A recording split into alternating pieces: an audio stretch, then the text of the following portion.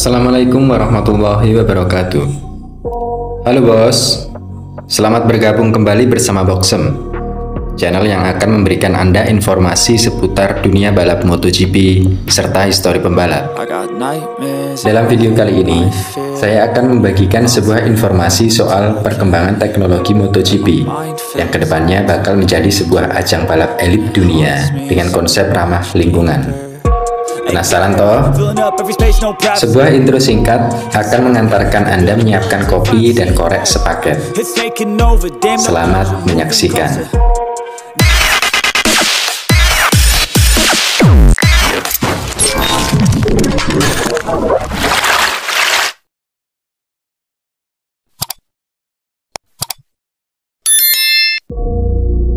MotoGP merupakan sebuah kasta tertinggi dalam ajang balap motor di dunia. Dengan kombinasi antara teknologi mutakhir yang selalu dikembangkan dalam sebuah riset privasi bersama regulasi dan aturan dari penyelenggara yang wajib dijalankan oleh semua peserta guna menciptakan sebuah persaingan sehat tanpa mengesampingkan segi keselamatan. Pada musim 2023 ini, pihak penyelenggara atau asosiasi terkait seperti FIM, IRTA, MSMA, serta Dorna Sport akan mengambil langkah maju dalam hal regulasi baru yang memiliki pengaruh dalam lingkungan global pada masa depan. Tepatnya pada Mei 2023, asosiasi terkait dan Dorna Sport akan mengumumkan bahwa mereka ingin membuat kejuaraan dunia balap motor menjadi lebih ramah lingkungan. Yang pasti hal ini menyangkut soal jenis bahan bakar baru yang akan digunakan. FIM dan Dorna telah menetapkan jadwal konkret untuk beralih ke bahan bakar non-fosil dalam 2 tahapan, di mana pada tahun 2027 nanti semua akan menggunakan bahan bakar non-fosil. Anda pasti bertanya-tanya, apa saja sih bahan bakar fosil dan non-fosil itu? Berikut adalah penjelasannya. Kategori bahan bakar fosil adalah batu bara, gas alam, minyak mentah yang berasal dari tumbuhan dan hewan yang ada pada jutaan tahun yang lalu. Salah satu contoh yaitu Pertalite dan Pertamax yang sudah ada di lingkungan kita. Kemudian untuk bahan bakar non-fosil adalah metanol, etanol, butanol yang dihasilkan dari sumber biologis, juga termasuk hidrogen, dan bahan bakar dari sumber non-konvensional lainnya. Salah satu contoh yaitu bensin sawit yang berhasil diuji oleh kerjasama Kementerian ESDM dengan Institut Teknologi Bogor, di mana kualitas bensin sawit dalam uji laboratorium ternyata memiliki nilai RON yang bagus, yaitu antara 112 sampai 115. Jelasnya seperti ini kawan. Bahan bakar non-fosil dibagi menjadi 5 kategori: nuklir, tenaga air, matahari, angin, dan energi terbarukan lainnya. Kenapa MotoGP beralih ke bahan bakar non-fosil? Jawabannya seperti ini kawan.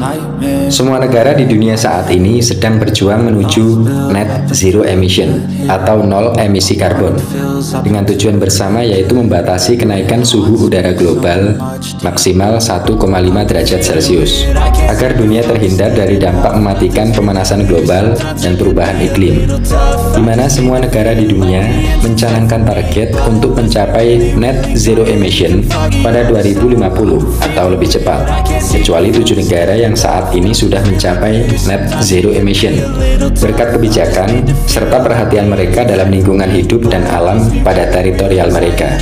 Dalam hal ini, MotoGP sebagai ajang balap internasional yang saat ini masih bertumpu pada penggerak bahan bakar fosil, diketahui akan mulai mendeklarasikan pada 2024 setidaknya 40% bahan bakar di semua kelas kejuaraan dunia Grand Prix FIM berasal dari bahan bakar non-fosil. Kemudian tahap kedua mulai 2027. Bahan bakar yang akan dipakai dalam kejuaraan Grand Prix FIM diharuskan terdiri dari 100% non-fosil. MotoGP ingin menjadi pelopor industri sebagai kelas utama kendaraan roda 2 dalam hal pengurangan emisi CO2, serta dalam memerangi perubahan iklim dan pemanasan global. Setelah lebih dari 60 juta sepeda motor terjual setiap tahunnya, dan lebih dari 2 miliar sepeda motor ada di jalan raya di seluruh dunia. Apakah untuk Moto2 dan Moto3 juga akan memakai regulasi ini? Jawabannya ya. Moto2 dan Moto3 juga akan sama perlakuannya, yaitu pada tahun 2027 nanti, bahan bakar yang akan digunakan bisa dipastikan memakai bahan bakar 100% non-fosil. Berikut apa yang disampaikan CEO Dorna Sport, Carmelo Ezpeleta, soal terobosan bahan bakar yang akan mendukung lingkungan hidup secara global. Kami sangat bangga mengumumkan langkah ini dan ingin mengucapkan terima kasih kepada FIM, MSME, IRTA, serta pabrikan dan pemasok bahan bakar kami atas dukungan penuh mereka dalam langkah terobosan menuju dunia yang lebih berkelanjutan. Dengan demikian, MotoGP akan menjadi kekuatan pendorong untuk perubahan global dan berkelanjutan. Apa yang disampaikan Carmelo Ezpeleta memang benar, karena sepeda motor atau kendaraan merupakan faktor penting bagi miliaran orang, dan bahan bakar yang berkelanjutan atau bahan bakar dengan nol emisi karbon adalah kunci dunia yang ramah lingkungan. Presiden FIM, Jorge Villegas, juga turut menegaskan perihal terobosan penting ini. Saya sangat bangga dengan pengumuman ini, karena setelah berbulan-bulan dan bahkan bertahun-tahun bernegosiasi dengan perusahaan dan produsen minyak, kami telah mencapai kesepakatan. Ini akan memungkinkan MotoGP untuk memimpin dalam revolusi berkelanjutan yang nyata. Kami ingin menunjukkan kepada produsen sepeda motor bahwa bersenang-senang itu penting, tetapi dengan menggunakan bahan bakar yang berkelanjutan.